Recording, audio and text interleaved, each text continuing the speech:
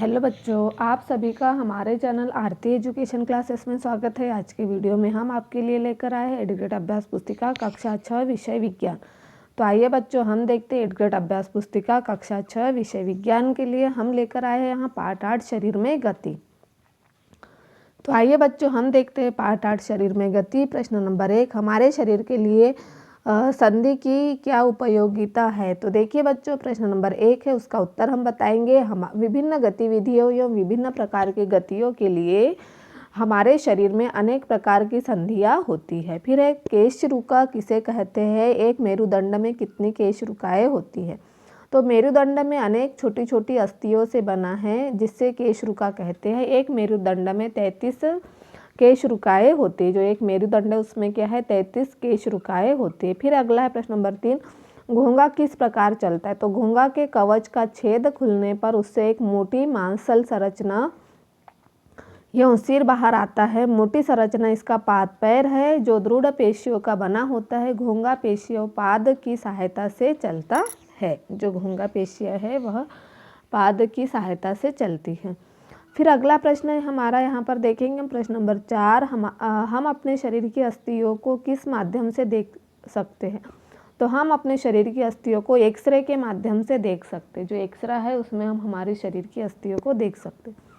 फिर प्रश्न नंबर 5 है, कंदुक खलिका संधि शरीर के किस अंग में पाई जाती है, बताइए और कंदुक खलिका का नामांकित चित्र बनाइए।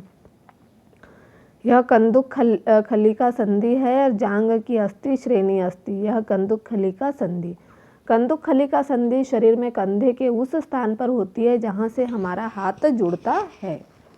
उसके बाद हमारा अगला प्रश्न है प्रश्न नंबर 6, एक अस्थि को गति देने के लिए पेशियां किस प्रकार कार्य करती है। तो यह अस्थि की गतियां, एक अस्थि को गति देने के लिए दो पेशियां संयुक्त रूप से कार्य करती है। जब एक पेशी संकुचित होती है तब दूसरी पेशी शिथिल हो जाती है। जब एक पेशी संकुचित होती है तब दूसरी पेशी शिथिल हो जाती है। फिर अगला है प्रश्न नंबर 7, अचल संधि क्या है तथा यह हमारे शरीर के किस भाग के बीच पाई जाती है। अचल संधि ऐसी संधि है जिसे हम हिला नहीं सकते या वह हिल नहीं सकती, अचल संधि कहलाती है। यह हमारे शरीर के ऊपरी जबड़े एवं कपाल के मध्य पाई जाती है। यह क्या है, हमारे शरीर के ऊपरी जबड़े एवं कपाल के मध्य में पाई जाती है। फिर अगला है हमारा प्रश्न नंबर 8, केंचुए की शरीर की संरचना किस प्रकार की होती है, यह कैसे गति करता है, चित्र सहित समझाए। तो केंचुए का शरीर एक सिरे को दूसरे से सटाकर रखे गए अनेक छल्लों से बना प्रतीत होता है। केंचुए के शरीर में अस्थियां नहीं होती, परंतु इसमें पेशियां होती जो इसके शरीर के घटने और बढ़ने में सहायता करती है। केंचुए के जो शरीर है एक सिरे से दूसरे सिरे से सटाकर रखे गए अनेक छल्लों से बना प्रतीत होता है। केंचुए के शरीर में अस्थियां नहीं होती, परंतु इसमें पेशियां होती जो इसके शरीर के घटने और बढ़ने में सहायता करती है। फिर अगला है हमारा, उपास्थि से क्या समझते हैं, कोई एक उदाहरण दीजिए। उपास्थि ऐसी संरचनाएं जो ना अस्थि हड्डी की तरह कठोर हो ना ही मांस की तरह नरम हो, उपास्थि कहलाती है। उदाहरण के लिए हमारी नाक के ऊपर का अग्रभाग और कान के ऊपरी भाग, यह क्या हो गया, हमारा उपास्थि हो गया।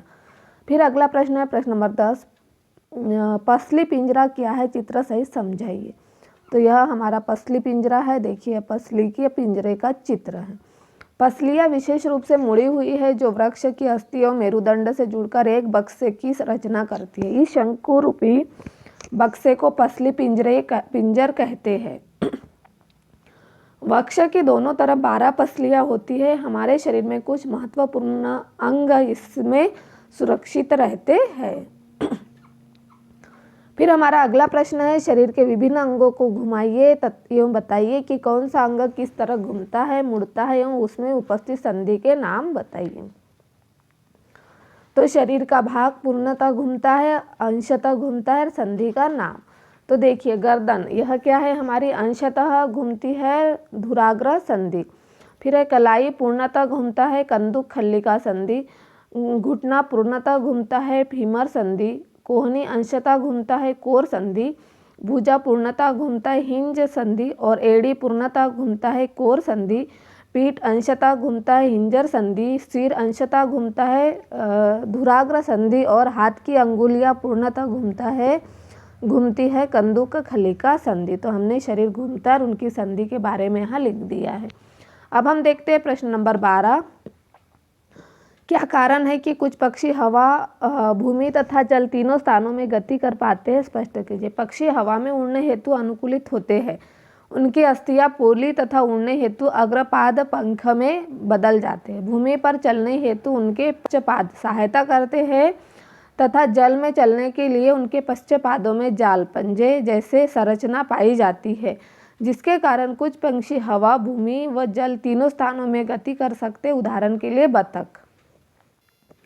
बतख क्या है, तीनों जगह उड़ सकती है, जैसे हवा में उड़ सकती है, भूमि में भी और चल सकती है और जल में भी गति कर सकती है।